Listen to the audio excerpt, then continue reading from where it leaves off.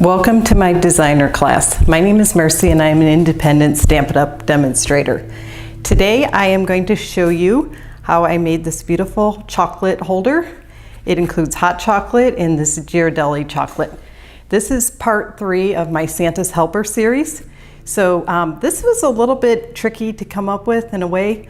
I did adapt it from a coffee holder, but there were so many changes. It took a lot of fiddling to get the just to have it look correct, not too tall here, and be wide enough at the base, etc. So I made a template. I made actually quite a few templates. So I will show that and to explain a little bit about this. So it takes the guesswork out for you, because trust me, there was a lot of guesswork going on.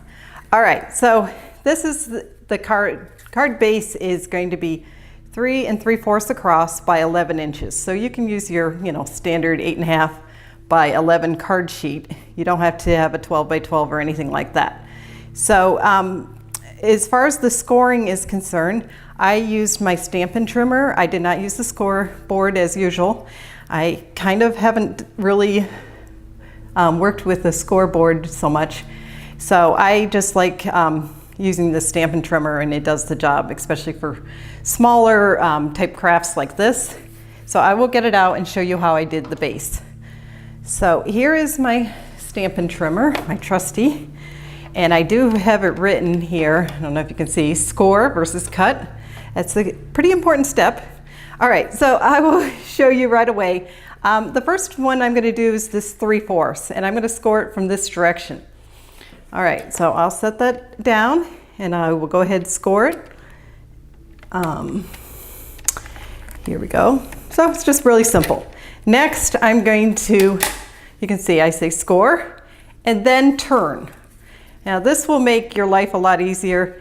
If you try to score going this direction, you're likely to not get it really that straight. So just to, FYI, just to make things easier. So now I've done the turn, and I will score at 4 3/8.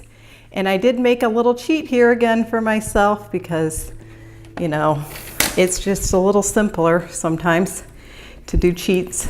And that's really what a tutorial is about, is doing some cheats for yourself. It's letting someone else do the guesswork for you and figuring it all out. So I hope you will give this project a try. So the next one I just scored was at 5 inches, and that's all the scoring we need to do. So I will set my Stampin' trimmer aside, and I will keep my template handy, because trust me, you want a template when you're doing a project like this. It just makes life a lot simpler. All right, so my next step is I'm going to go ahead and attach the DSP, and I will do that right now. I'm not going to bother burnishing the score lines yet.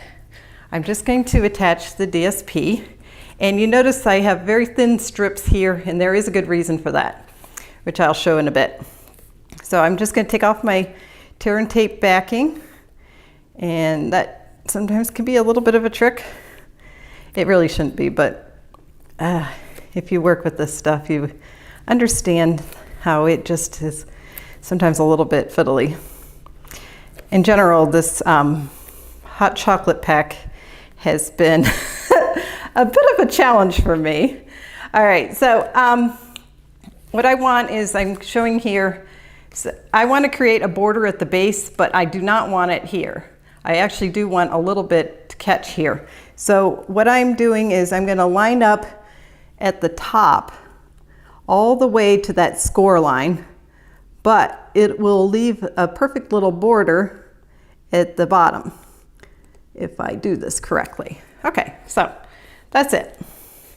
There we go. Now the next thing is to cut out this oval, and that isn't too bad, but it will require the big shot, which is definitely a little bit bulky. So I will bring that in next. And it's heavy. All right, so here it is, and I hope, this will show pretty well for the video. And whoa, it's a little unstable. Yeah, there we go. But I will have to move a few things. Okay, so I need to separate these plates. I didn't think about that before I started this. So the main thing is right here is you line this up, and if you have this little part here, that's sort of your guide. You want that at the top, but you do want to have some space there in order to really hold it tight at the end, and you'll see that. Okay, so I'm just lining this up, and I have some medical tape here. I do sometimes use washi tape, but sometimes I still prefer this. Don't ask me. Okay, here we go. And this is not, it's kind of catching a little bit here, but we'll be done here in a second. So just the standard, you know, cut it out. I can't wait to get this out of the way because this is really bulky. All right, so here we have it. This is a Sizzix Oval. It's not from Stampin' Up, but it is by Sizzix, which I'll show you right here. I got it off Amazon. It comes in 7 dies. The oval shapes are a little bit more narrow, which is what I wanted for this particular project. It's not as fat as the Stampin' Up ones. So just pulling this off gently. Okay. And there, we'll set this aside for now. Now, this thing is pretty cool. It has the shape, and for the one project, for the one color combination of my original, you can actually use it again. So I think that's pretty cool, but this one I'm going to use white, so I won't do that. Anyway, now I'm going to go ahead and show you what I did with the embossed cardstock that is all part of this project. Okay. So setting this aside for now, and I will come back to this DSP. I will show you what I did with the paper. Here's one that's complete. I used the Shimmer Paint, and I'll show you a little bit about that and a couple tricks that I came up with. The Shimmer Paint, first of all, you need to shake it up really well, and I just use it from the lid. Now, when I went directly with the sponge dauber to here, I really kind of overdid it sometimes. So what I found that was helpful is kind of stamping off a little bit. So I'll just show that real quick, how I did that. And it just made it a lot smoother than if I went directly from here, the lid straight in. Sometimes I had too much on it. So kind of stamping it off, but I'm not wasting any because I'm using this as like a palette, if you will. So give that idea a try if you're struggling. I'll show you my mistake with the first one I did and why, where I did go directly. And now this is with the Merry Merlot cardstock. And you can see it, I just got into the grooves, and you really don't want inside, you want the raised part to be highlighted, not everything, if that makes sense.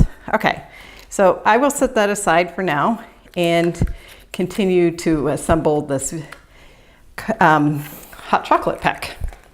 Okay, so this one I will finish that later, but for now, for the sake of the video and time, I will not bother you with that detail. All right, so to determine the where this will go, I'll just go ahead and burnish these. I'm going to get ahead of myself if I'm not careful. All right, so putting this here, and one thing I wish I had done with my previous one is gone ahead and attached the ribbon at this point, because it's kind of a bit of a pain if you do it after the fact. As a lot of things. Okay, so I will go ahead and attach that real quick. So I'm just going to have it center. I'm going to use some tear and tape and attach it. Here's my end. Get my scissors out. Okay, here we go. Just set that tape aside. So just center it kind of like that.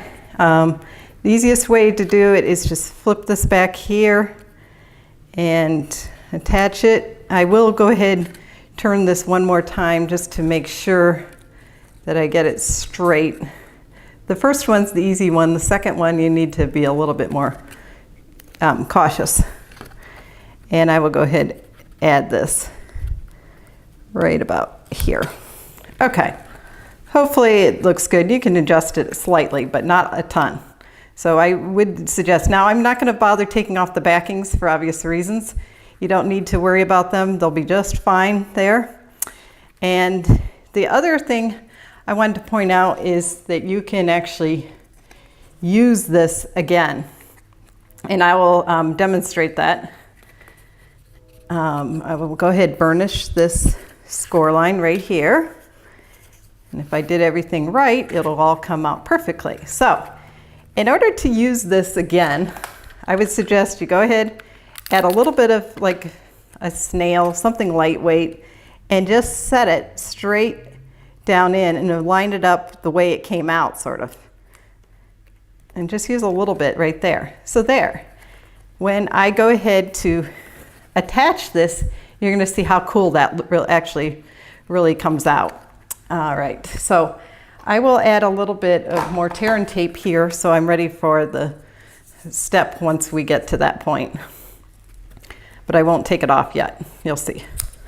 Okay, so I want to add a little bit here just to secure that better, because that was obviously like a temporary adhesive. I actually do consider snail a temporary adhesive for most projects. Unless it's a very small thing, it really doesn't do the job holding it. You don't want your cards, etc., to fall apart. Now, here is one of the things where careful measuring, etc., comes into play. If you have this measured correctly, right here, which is 2 3/4 by 3 1/2, this will help you determine how to create the pocket. Okay, so I will go ahead quickly use some glue, some wet glue, and add this part. I just think this really adds to it, and I will also show you a couple of my originals and why I didn't feel like they were perfect, etc., or they weren't very functional to actually reproduce, etc. They were too time consuming. Okay, so this is got to be burnished a little better this way, so it creates a shelf. So it eventually, if you do this properly, you can actually make it stand up for yourself. So, okay, I'll go ahead, add this. Ooh, then maybe I didn't add quite enough glue. I'll come back and do that later. So I'll go ahead and take this tear tape off and get this attached, and we'll do a few more fun things in decorating, and then we'll be done. Okay, so go ahead, add some wet glue, and if you add it to this tear and tape, it actually helps you wiggle it a little bit if you need to adjust. Now, if there's a tricky part, this might be it, but even this isn't too bad, because this embossed paper, I don't know if you can see this or not, creates a guide for you, a built-in guide, because you just butt it right up against it. So you can see it almost is no fail then, which is how I designed it, because I was thinking ahead, how will people know where to put it? So if you cut this correctly and all of your score lines are correct, it should be a piece of cake, or technically it's supposed to be. So I'll just move some of this stuff aside. And now the fun part, decorating. All right, so for my first one, I had Noel. And for this one, I'm going to do May Your Christmas Be Holly, Jolly, and Bright. And this one comes from the Peaceful Noel set, which is right here. And then for the bird, I use this Feathers and Frost set. All right, so to create this beautiful copper border, all I did was use the pretty label, and I cut it in half. And I'll show you how this will work. And you won't even notice it because I have this ribbon. It kind of draws your eye away from it. So just a little bit of snail. Again, this is just like a temporary adhesive I'm using it as, just to line this up. I hope you can see this. I hope I have it positioned correctly. And I'm just going to leave a little border. Oh, maybe that temporary adhesive was really temporary. Okay, so again, I will do the same with the top. Just line it up and hopefully, and you can adjust a little bit with the snail, and that's kind of one of the beauties of it. You can adjust it. So I will go ahead and put that on its back and add some real adhesive, in my opinion, which is either the tear and tape or the Tombow liquid glue. Both work great, and I use both quite a bit. All right, so I want to just make sure this one isn't like too far down, and it's pretty good. So I'll just quickly add this and show you I'll go ahead and put this, attach it, and I will show you the bird and how I did that and came up with that idea. Okay, so just take off the tear and tape and I will just add a little bit of snail just to, I don't know, just because. How's that? Just because I feel like it. And then once you have, okay, so I put that ribbon on just a hair too high in my opinion, but it doesn't matter. I just want to, oh, I forgot. I used dimensionals on this. Oh well, I will just go ahead and add dimensionals. It really won't cause a problem with the tear and tape. I did forget about this, so sorry about that. Ignore the tear and tape step and jump right back to dimensionals, which I love and used a ton. Okay, so because I was hurrying, I got a little bit too high on this dimensional. And if you ever do that, I sometimes will fix it because I don't want it to show. It's best to have a little bit of a, not come right up to the edge. So I'll just like get my scissors out, peel it back carefully, if I can do this and show the little surgery. Okay, so there, problem solved, disaster averted. There's always close to disasters in crafting, just to warn you. All right, so I'm trying to make this straight, and I think it's pretty good. May your Christmas be holly jolly and bright. Now I thought this would make actually a good gift for like your husband or maybe your dad or your son, depending on the age. It doesn't look young, but I know that kids love hot chocolate, so that part is kind of cool. All right, so I will show you a little bit about the coloring I did. I did a very simple coloring on the bird, and it only took me, a short time. And I'm just looking for my blends here. I used light crumb cake for most of the body. So I just went in and colored real quick. And this part really takes a very short time to color the bird, and it's fun. And I did punch it out with the scalp punch, but I ended up fussy cutting. And then I just went into where the feather parts are, or these markings, I added a little darker. And the same goes for the pool party. I love pool party. It's one of my favorite colors. For birds anyhow. I think it works great. And I added a little bit in the tail.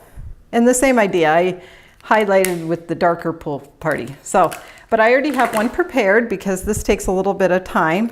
But I went ahead, attached the bird, then stamped. So just attach the bird first before stamping. But I already, again, have one prepared, so that part won't be necessary to show again. Okay, so I have some tear and tape attached here, and I want to make sure this holds. So I will go ahead and add a little bit of liquid glue, and I feel like my space here is getting a little crowded again. That happens all the time.